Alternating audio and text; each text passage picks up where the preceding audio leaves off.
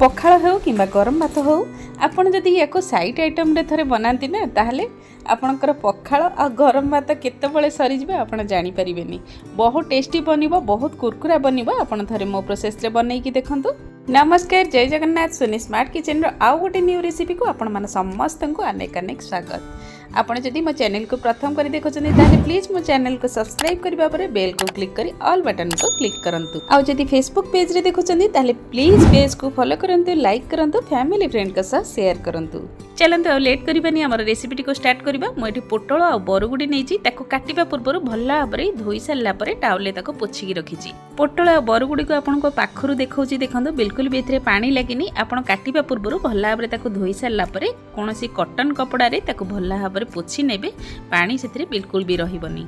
चलंतु एबे पोटल को काटिबा। मु जेमति भल्ला भाबरे चोपा छडे नउची आपण सेही परी भल्ला भाबरे चोपा छडे नेबे आ दुई साइड जेमति काटुची सेही परी मध्ये काटि नेबे। आपण एठी देखि परथबे मो पोटल को जेमति काटुची आपण सेही परी काटिबे। मो एठी टिके बड़ साइज रो पोटल थिला सेति पय मो एठी 6 पीस करची। आपण टिके जदि छोट साइज रो पोटल हबो ताहले आपण एठी 4 पीस कर नेबे। देखंतु मो जेमति काटिची आपण सेही परी काटि नेबे। ए भी चलंतु बरगुडी की केमती काटुची आपन को देखौची। 5 रु 6 टी बरगुडी एकाथरे मो धर नेची। पोटलर साइज अनुसार मो बरगुडीर साइज एठी रखिची। देखंतु बरगुडी मध्ये एठी काटि नेली।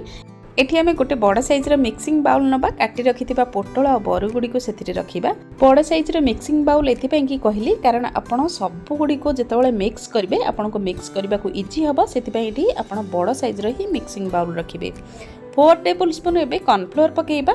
सब को भला भाबरे मिक्स कला परे आपण को जदि कॉर्नफ्लोर टिके कम लागुची ताले आपण आउ टिके मध्ये कॉर्नफ्लोर पकेइ पारंती।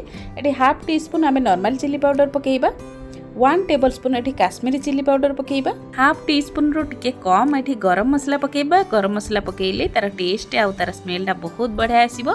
गोटे बड़ चामच आमे एठी धळा राशि पकेइबा। धळा राशि पकेइले टेस्ट तो बहुत बढ़िया आसीबो, देखिबा को मध्ये बहुत बढ़िया लागिबो। स्वाद अनुसार लूण पकेइबा। 4 रु 5 टी रसुण पाखुड़ा आ 2 टी कंचा लंका को मैं छेचिक नहीं। आपन चाहिए रसुणर एठी पेस्ट मध्य पकई पारंती, किंतु से टेस्ट आसीबनी। आपन थरे छेचिक एमती पकेइबे, बहुत बढ़िया टेस्ट आसीबो। बिना पानी पकई जेमती मो मिक्स करची सेमती भल्ला भाबरे मिक्स करिवे। देखो मुझे भूली जाइए हल्दी पाउडर पकेबा को। एठी हाफ टी स्पून हल्दी पाउडर पकेबा। पकई सारा पर ड्राए आमे ताको भल्ला भाबरे जेमती मो हाथ रे मिक्स करूची सेही परी मिक्स करिवे। जेमती मो हाथ रे हल्का पानी नहीं छिटा लगेकी भल्ला भाबरे मिक्स करूची आपण सेही परी भल्ला भाबरे मिक्स करिवे। पोटल बरगुडी हमर बढ़िया से कोट हो जिवो। आपण एठी देखि पारथबे केते बढ़िया से कोट हो जाइए। आ सब किछि मिक्स कर सारला परे बेसी समय रखिबेनी कारण आमे लूण पकईजे बेसी समय रगिले पानी छाड़िबो, बरगुडी पोटल ऊपर भल्ला भाबरे कोटिंग रहिबनी। साइड रे गैस ऊपर गोटे कड़ाई रखी से तेल देकी गरम हवा को छाड़ी। तेल आमर भल्ला भाबरे एठी गरम हो जाइए। देखो मुझे चेक करुच्ची पोटल गोटे पीस नहीं कि पकाउची। देखो तेल आमर परफेक्ट गरम होती। एठी पोटल बरगुडी को पकेबा जेमती मो पकाउची आपण देखि पारथबे सेही परी पकेबा। देखो एठी सांगे सांगे आपण ताको लेउटेबेनी। जदि आपण सांगे सांगे लेउटेबा को चेष्टा करिवे ताहले आपण को बरगुडी पोटल ऊपर जो कॉर्नफ्लोर आ मसलार कोटिंग हेइतला से कोटिंगटा छाड़ी जिवो। गोटे साइड आमर भल्ला भाबरे फ्राई हो गला। एबे आमे ताको लेउटेबा। देखो ये पोटल बरगुडी आमर परफेक्ट फ्राए हो गलानी। एबे आमे ताको प्लेट को बाहर करिबा। एमती थरे पोटल बरगुडीर चिप्स बनैकी देखिबे, बहुत कुरकुरा बनिबो और बहुत टेस्टी लागिबो। सेम प्रोसेस रे बैच बैच करी चलंदु सब गुडी को छाणीबा। देखंतु पोटल बरगुडी मु जेतेबेले पकोउची तेलरु केमती बबल बाहरची आपण देखि पारथबे।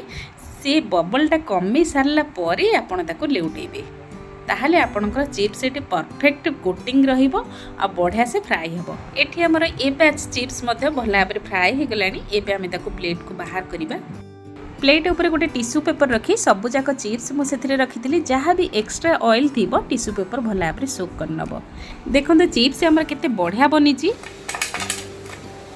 चिप्स रो साउंड सुनी आपण जानि परथिबे चिप्स हमर केते कुरकुरा बनिची। आपण को जदी ए चिप्स रो रेसिपी भल लागिची ताहले प्लीज वीडियो को लाइक करंतु, फैमिली फ्रेंड को साथ शेयर करंतु। आउ गोटे नुआ रेसिपी सह आपण को सहित देखा हबो। से पर्यंत विदाई दियंतु। नमस्कार, जय जगन्नाथ।